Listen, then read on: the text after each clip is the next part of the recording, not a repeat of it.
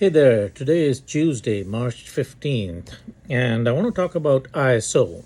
ISO stands for International Standards Organization, but where it applies to you as a newbie in film is it is the number that's printed on the film. Let's see. Oops, I'm trying the cinematic mode and whoa, hello. Okay, I guess you can see it. It says 400. Maybe if I hold it here. There you go, 400. Then let's find another film. This one says 100. Okay. This one says 50. Okay. The lower the number, the brighter the light has to be. The higher the number, the lower light it can shoot in. Okay, let's take a moment to let that sink in. Put another way is if you're shooting in low light, you want a film that's higher in the ISO number, like a Portra 800 film or a CineStill 800 film. Okay. So far, I haven't seen a black and white film in 800 ISO. Usually, I see black and white film go from 400 to 3200. Okay. But for now, I'm just going to talk about the films that I most commonly used, which is the 100 ISO, 200 ISO, 400 ISO, and 800 ISO. Okay.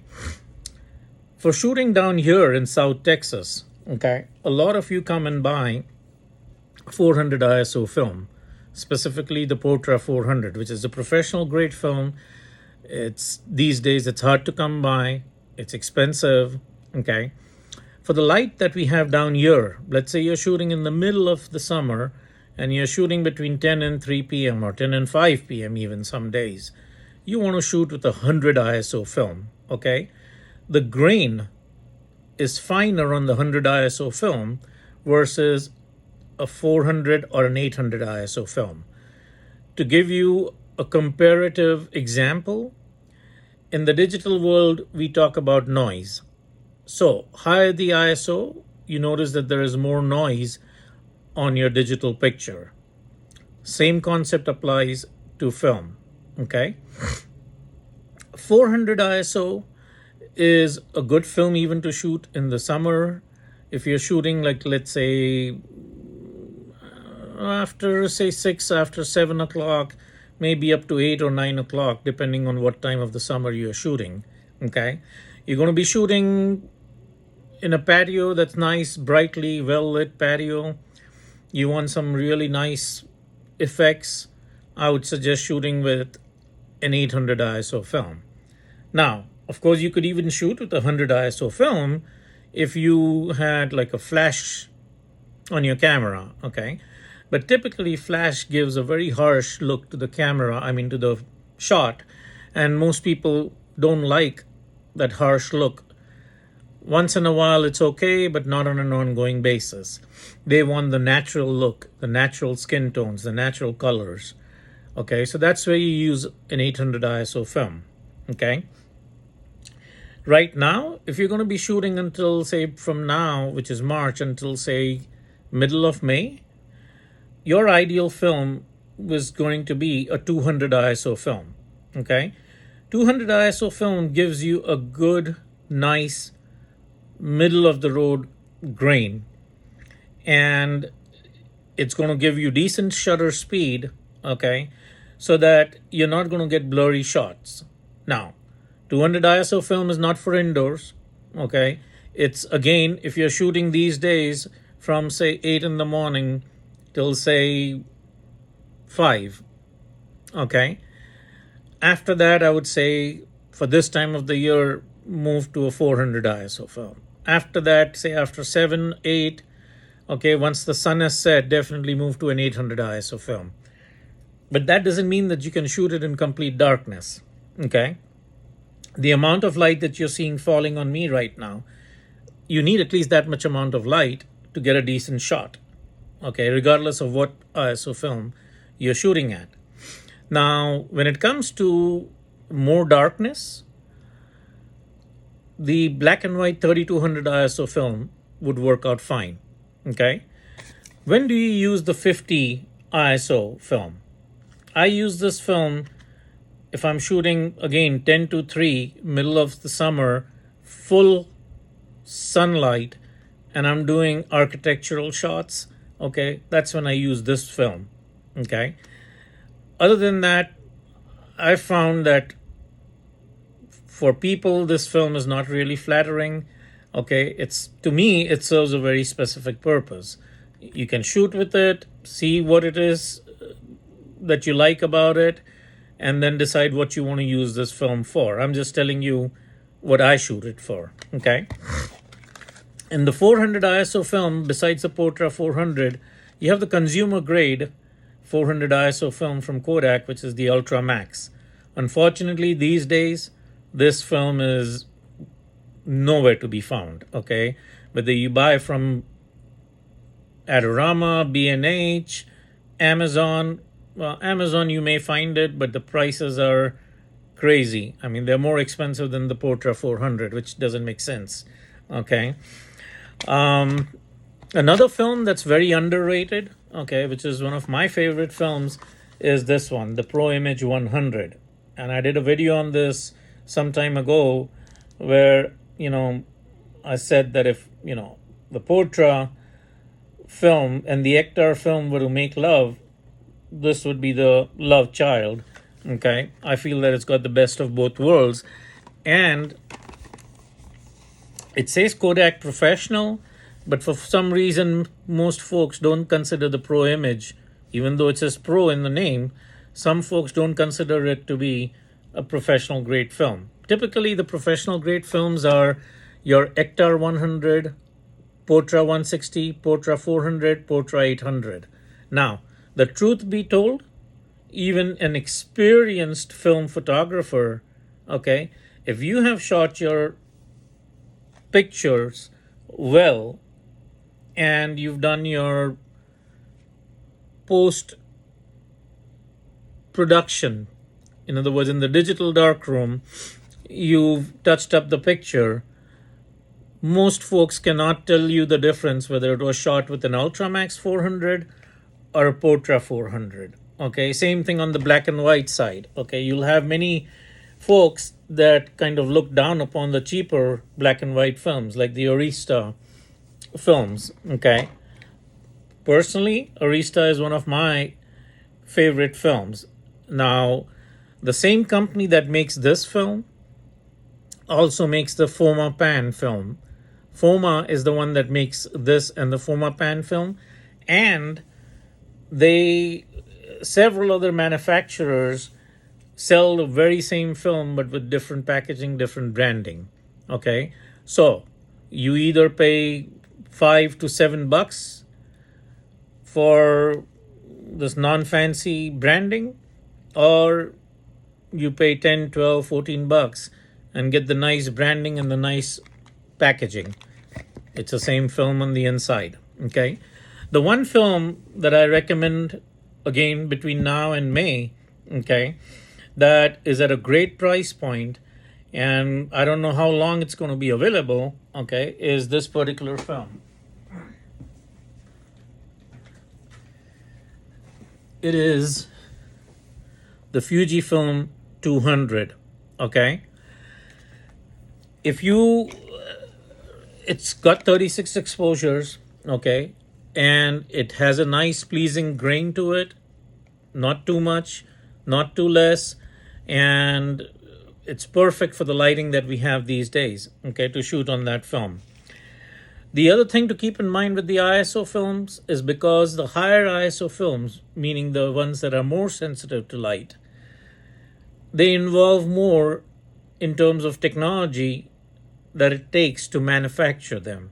Meaning, your 100 ISO film versus the cost of a 400 ISO film, the 400 ISO is going to be more expensive than a 100 ISO film. The 800 is going to be more expensive than a 400 ISO film.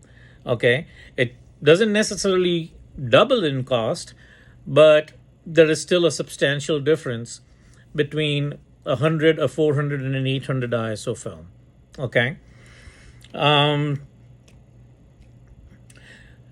and take an average color film that you may be shooting. Okay. You may have bought the roll for $6, $7, $10, whatever it is. Add to that the cost of getting it developed, processed, developed and scanned. $20, $30, depending on where you get it done. Okay. So now you're already investing between $26 and possibly up to $40 per roll, okay, of film that you're shooting. You need to know how to properly expose your images, okay? Some of you, if you're not using a built-in light meter in the camera or a light meter on the phone, okay, or ideally an external light meter, okay, something that looks like this, okay, you're basically throwing away your $26 to $40, okay? It shows in the images that you take, okay? You may get one out of 36 images that, by fluke was exposed correctly, okay? But if you want 100% correctly exposed pictures, you need one of these. Now, once you shot 50, 100 rolls, you've become a more experienced film photographer, okay, you can move on to using an app on your phone, okay? You can take a reading with this, take a reading with your app, take several readings, and see how much the app is off. In other words, what you're doing is calibrating your app. You're saying, okay, every time I take this, the app gives me this reading, but the meter's telling me this reading. I know that the meter is more accurate, so I'm going to stick with this reading on the meter. So every time I take a reading on the app, I know I need to adjust it by whatever factor you need to adjust it by. Okay, that's another way to do it. Exposure, aperture, and shutter speed. These three together are called the exposure triangle. Okay, or photography triangle, whatever term you may come across out there. But basically what it says is those three have to be in harmony, okay? And if one of them is off, your images are not going to be coming out right, okay?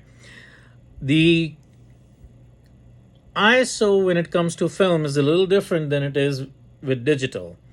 When you load a film camera, you typically set your ISO, okay, like this one has the ISO down here, okay?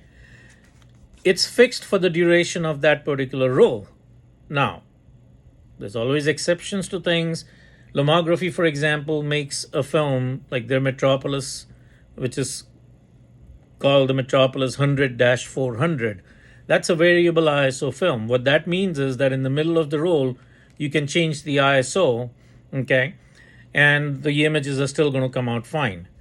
As a newbie, what I suggest is until you're experienced with film,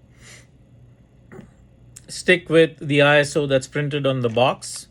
So if this box says 200, stick with 200, okay? And once you get deeper into your film photography journey, then you can try shooting this at 100 and see what happens. Shoot it at 50, shoot it at 400, 600, 800, whatever the heck you want to do, okay? I get a fair amount of newbies that come in and talk about, that they want to push and pull their film, okay? Push and pull are developing terms, okay? Overexposure and underexposure is what you do in the camera. You don't do push and pull in the camera, okay? The point being that they don't even know their terminology or understand the concepts. They haven't gotten their basics in place, the foundational knowledge they need, okay? And they're just trying to do something just to impress others, okay, or whatever the reason may be. Again, if you care about those $26 to $40 that you are spending per roll learning film, my suggestion to you is stick with the box speed, go by the meter on the camera, or the app, ideally an external light meter. Okay, that will be a very rewarding experience for you in learning how to shoot on film. Okay, you'll see with every roll that you shoot results that will amaze you. Okay, if that's the path you want to go down, follow the formula that I'm suggesting. Okay, we'll talk more another time about the other two pieces of the exposure triangle, the shutter speed and the aperture. For today, I just wanted to talk to you guys about ISO, okay, and how it impacts. And it's part of your creative decision making process.